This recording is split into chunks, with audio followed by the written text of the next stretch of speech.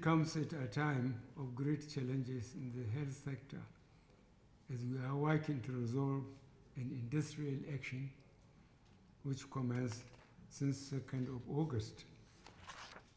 I am pleased to learn of the positive role the Nigerian Medical Association has been playing, the AFEX Association for medical doctors and dentists in Nigeria, especially with regard to the ongoing strike action. This is befitting a role of the Nigerian Medical Association as a mature umbrella organization led by such highly experienced professionals. I am proud also to learn of various feats that have been achieved in our hospitals, like the separation of co-joined twins, the brilliant efforts of our health personnel in handling the coronavirus pandemic, much of which has earned us recognition at home and abroad, and the recent appointment of one of your colleagues as Assistant Director General of the World Health Organization. We again warmly congratulate Dr. Chikwe Ehekwezu for this elevation. This administration has invested much in the health sector, including the increase of its budgetary allocation over the last year. Today, laboratories, intensive care units, isolation centers, and oxygen generating plants have multiplied all over Nigeria. This has done much to improve the national field of medicine. I also approved the Basic Health Care Provision Fund to support the development of primary health care of the grassroots level towards achieving universal health coverage and the sustainable development goals. Very recently, I have also commissioned a health sector reform committee under the chairmanship of the Vice President to identify and address weaknesses in our health system and align with global best practices that raise public confidence. We are also supporting initiatives to expand health insurance coverage and bring more resources to health financing. Without doubt, we, however, have many more challenges ahead and much more to do for our large population. In this respect, it is important to remind you that as senior medical personnel and representatives of one of the most respected professional groups in the world, your responsibility for the health and well-being of Nigerians is clear. It does not end only with the welfare of your members, but must continue with a sense of responsibility for the entire country, including its socio-political health and national stability.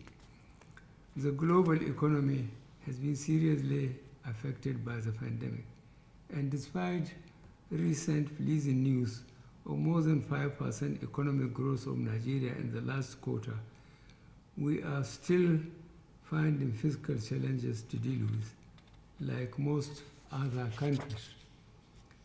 The source of revenue that Nigeria has depended on for so long experienced global decline.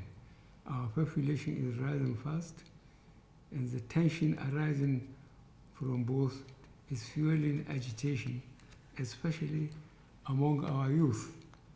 Organizations like the Nigerian Medical Association could play a very useful moderating role in this respect.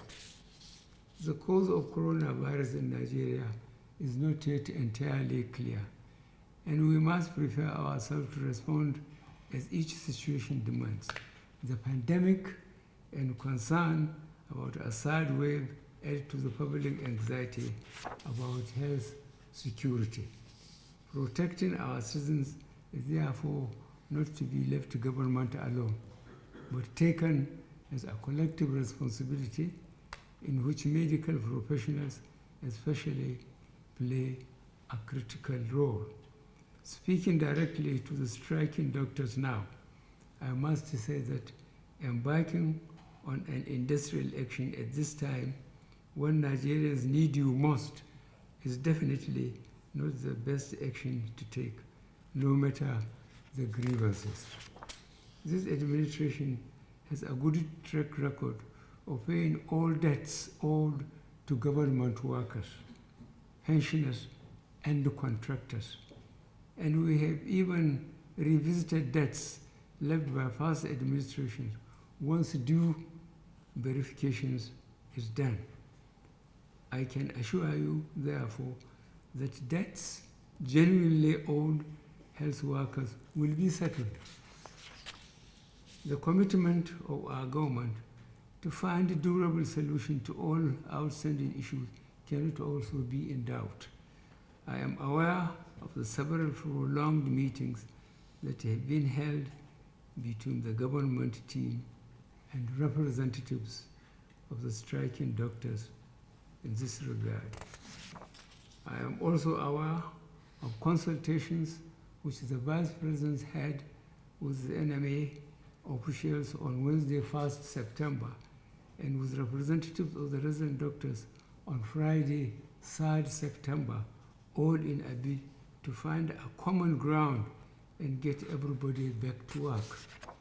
Happily, I am informed that some of the 12-point demands in the ongoing strike were already addressed, although the review of a new hazard allowance has not been fully negotiated because of the sharp and deep division between the ranks of the striking doctors.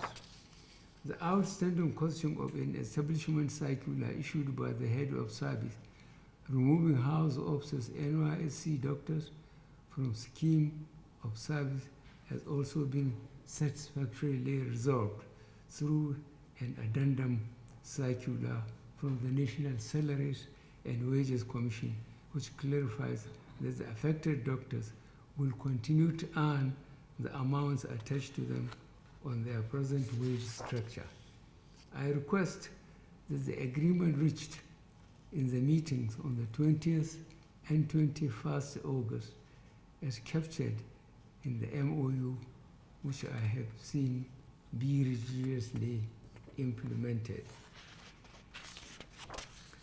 I assure you of federal government's firm support to enable us to enable full performance and to stem any further disruption of services in our health system, especially in the period of COVID-19 pandemic.